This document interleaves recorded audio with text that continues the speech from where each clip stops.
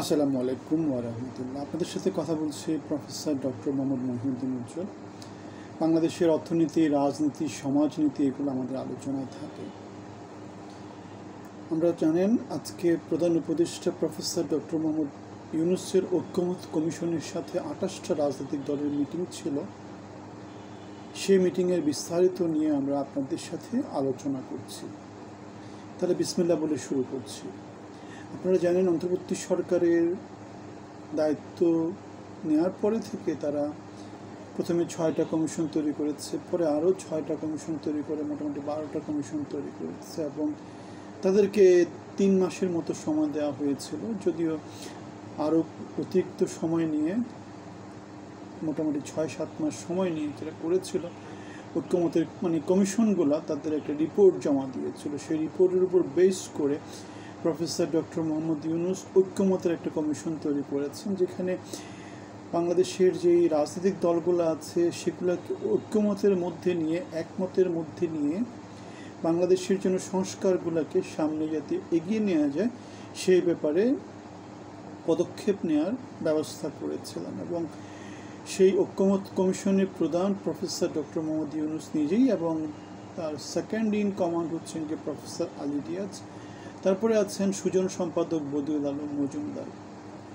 আজকে ঐক্যমত কমিশনের দ্বিতীয় সভা ছিল এবং সেই সভাতে আমরা দেখেছি যে প্রফেসর ডক্টর মোহাম্মদ ইউনূস একটা কথা বলেছেন যে তারা জুলাই সনদে আরও কিছু জিনিসপত্র যোগ করবেন এবং সেগুলো যোগ করে তারা মোটামুটি বাংলাদেশের যে সংস্কার কার্যক্রম সেটাকে মোটামুটি সম্পূর্ণ করে ঐক্যমতের ভিত্তিতে জুলাই সনদটা ডিক্লেয়ার করতে চাচ্ছেন। কিন্তু এখানে একটা জিনিস মনে রাখতে হবে, বাংলাদেশ জাতীয়তাবাদী দল সংসদের কথা বলতেছে, জাতীয় নির্বাচনের কথা বলতেছে, কিন্তু ন্যাশনাল সিটিজেন পার্টি তারা আবার যেটা বলতেছে সেটা হচ্ছে গণ পরিষদ নির্বাচনের কথা বলতেছে, তারা জাতীয় নির্বাচনের কথা বলছে না। এখন এই যে নানা রকম বিভাজন যে দেখা দিয়েছে, আবার এই যে নতুন করে কিছু জিনিসপত্র যোগ হওয়ার কথা বলছে, এগুলো সব দেখে আমাদের যেটা মনে হয় সরকার হয়তো বা আরও অতিরিক্ত সময় নেওয়ার কথা চিন্তা করছে।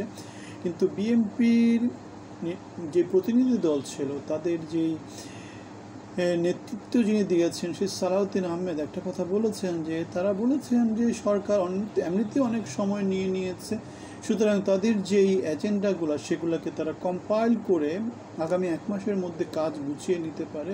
আমরা পত্রপত্রিকার মারফতে আগে দেখেছিলাম যে বিএনপি ইউনূস সরকারকে 1 মাস সময় দিতে চাচ্ছে এবং 1 মাসের মধ্যে যদি রোড ম্যাপ না দেয় তারা পরবর্তীতে হয়তো আন্দোলনের একটা দিকে হয়তো তারা যেতে পারে। ইতিমধ্যে যেটা দেখা গিয়েছে সেটা হচ্ছে গিয়ে আমাদের সাদেক হোসেন খোকার যে ছেলে ইশরাক হোসেনের যেই মেয়র হওয়ার যেই একটা ব্যাপার স্যাপার ছিল, সেই ব্যাপারে আমরা যেটা দেখতে পেয়েছি সেটা হচ্ছে গ্যাজেটের মধ্য দিয়ে যেটা বলা হয়েছে ইশরাক হোসেনের মেয়র হওয়ার আর কোনো সুযোগ নেই, কেননা তার মেয়াদ শেষ হয়ে গিয়েছে।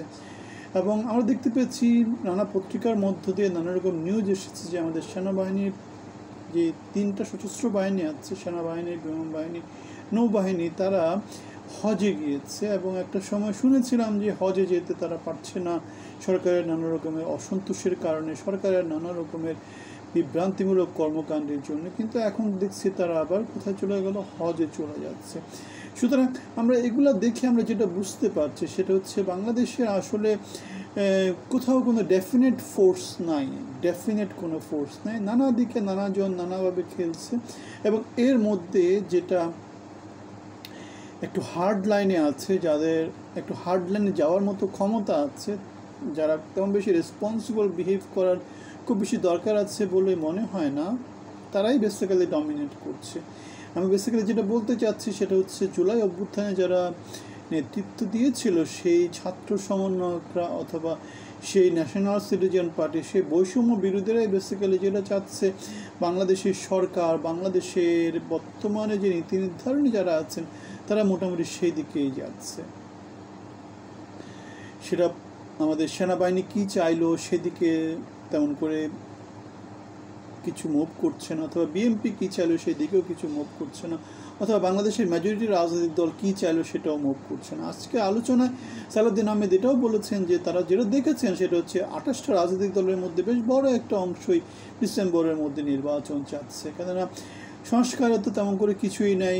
বেসিক্যালি অধ্যাদেশ জারি করে খুব অনেক কিছুই সংস্কার কার্যক্রমের মোটামুটি অ্যাক্টিভেশনে চলে যাওয়া যায়। এখন সংবিধান সংস্কারের যে ব্যাপারটা আছে সেটা করতে গেলে সংসদে আলোচনার মধ্য দিয়ে সেই কাজটা করতে হবে। কিন্তু আবার ন্যাশনাল সিটিজেন পার্টি গণপরিষদ নির্বাচনের কথা বলছে। সুতরাং আমরা দেখতে পাচ্ছি মোটামুটি ছোটোখাটো নানা রকমের বিবাদ আছে, এবং সেই বিবাদগুলোর সামনে হয়তো বা কেওস তৈরি করতে পারে। এদিকে আবার নতুন একটা জিনিস সামনে আসছে, সেটা হচ্ছে 21শে অগস্টের যে গ্র্যান্ড হামলা মামলা ছিল সেখানে যাদেরকে বেকসুর খালাস দিয়ে দেওয়া হয়েছে, সেখানে আবার সরকার পক্ষ আপিল করার একটা আলোচনা মনে পত্রপত্রিকার মধ্য দিয়ে দেখেছি। সুতরাং দেখতে পাচ্ছি সবাইকে ধরে রাখা নানা রকমের অস্ত্র হাতে নিয়ে বসে আছে, এবং কে কাকে কীভাবে ঘায়েল করে